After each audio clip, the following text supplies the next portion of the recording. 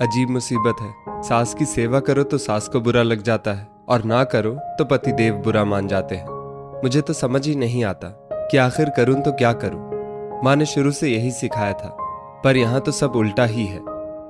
Phone पर बात कर रही अपनी बहू शिवानी की आवाज सुन रोहिणी जी के कदम ठिठक गए और सुबह नाश्ते के समय का चित्र उनकी आंखों के आगे तैर गया। अरे, माँ को हरी चटनी के साथ वो खजूर वाली चटनी भी साथ में दो। मैंने कल ही YouTube पर देखकर बनानी सीखी थी। माँ, आप सबसे पहले चख कर बताइए कि कैसी बनी है। तब तक मैं रसोई से गर्मा गर्म समोसे लेकर आती हूँ। वाह, मजा आ गया बहू। मेरा 2 दिन से समोसे खाने का मन कर रहा था और तुमने आज बना भी लिए। ससुर सुधाकर जी खुश होते हुए बोले, एक बार मुझसे तो कहा होता, मैं ही बना देती। आपको तो मेरे हाथों से बने समोसे बहुत पसंद थे, फिर अब क्या हुआ? रोहिणी जी बोली, और तुम शिवानी बहू मुझे बुला लिया होता, मैं कुछ मदद कर देती। YouTube देखने की भी क्या जरूरत थी, मुझे खजूर की चटनी बनानी आती है। रोहिणी जी ने उदास होते हुए कहा, माँ मुझे पता है, पर अगर आपको बताती या फिर आपकी मदद लेती तो पापा जी के चेहरे पर जो खुशी है वो कहाँ देखने को मिलती।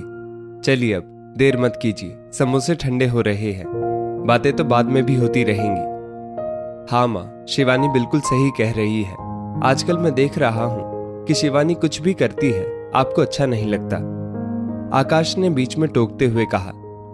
बेटे के मुंह से ऐसे शब्दों की उन्हें कतई भी उम्मीद ना थी, पर वो कहीं ना कहीं समझ गई कि गलती शायद उनकी ही है, इसलिए वो चुप्पी लगाकर बैठ गई थी। जहां टेबल पर सभी बहुत खुश और शिवानी की तारीफ कर रहे थे, वहीं रोहिणी जी न केवल ऊपर से दुखी थी, अपितु वो अंदर तक पूरी तरह टूट चुकी थी।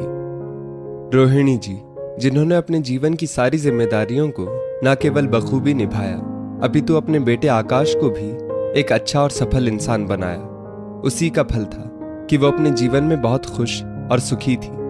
सुधाकर जी जैसा हमेशा साथ देने वाला जीवन साथी, माता पिता की आज्ञा मानने वाला आकाश जैसा बेटा और उनकी सेवा को हमेशा तत्पर शिवानी जैसी बहू।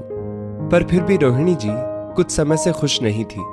वो जल्दी ही छोटी छोटी बातों पर खींचने लगती या फिर बिना कुछ बोले उनकी आंखों से आंसू आ जाते, जिसकी वजह थी उनकी बहू शिवानी का उनका जरूरत से ज्यादा ध्यान और ख्याल रखना। वो रोहिणी जी को कोई भी काम करने ही ना देती। जब कभी उनका मन होता कि वो रसोई में आकर सब्जी बना दे या फिर मठरी अचार बनाने में उसकी मदद कर दे, पर शिवानी पहले से ही YouTube आदि पर सीख कर सब कुछ बना लेती। उन्हें लगने लगा था कि बहू के आने से मानो उनका अस्तित्व ही खत्म हो गया है। और फिर अब तो सुधाकर जी भी बहू की तारीफ करने से पीछे नहीं हटते। नहीं, मैं ऐसा नहीं होने दूंगी, मुझे कुछ करना होगा। रोहिणी जी कुछ सोचते हुए शिवानी के कमरे में आ गई।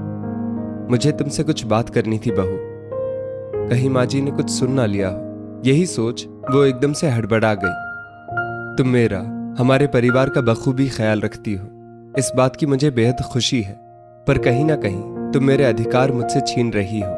और हो सकता है मुझे अभी आराम से खाना पीना सब अच्छा लगे, पर शरीर एक तरह की मशीन है।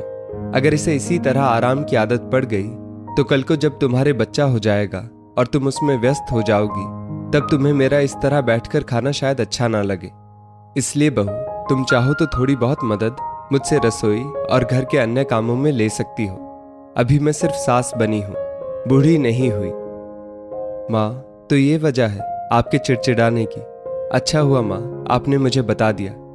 माँ तो थी नहीं मेरी, पर हमेशा उन्होंने मुझे यही सिखाया था कि ससुराल में सास ससुर की सेवा ही मेरा पहला धर्म है। पर यही मेरे लिए आपकी नाराजगी का कारण बन जाएगा, मैं नहीं जानती थी।